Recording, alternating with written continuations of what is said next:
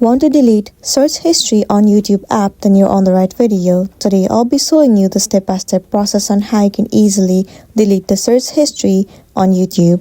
First thing first, move into your application YouTube. Make sure you are logged in into your specific account. Once logged in, move into your profile at the bottom right corner.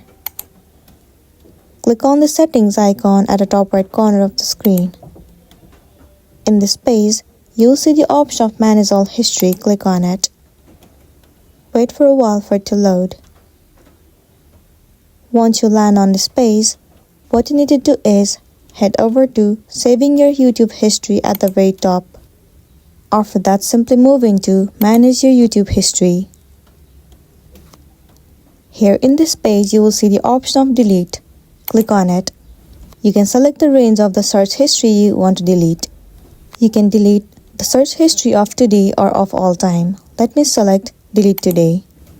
And there you go. My search history of today on YouTube has been deleted. So that's the end of the video. If this video really helped you, give it a like and check out our next tutorial. Thank you.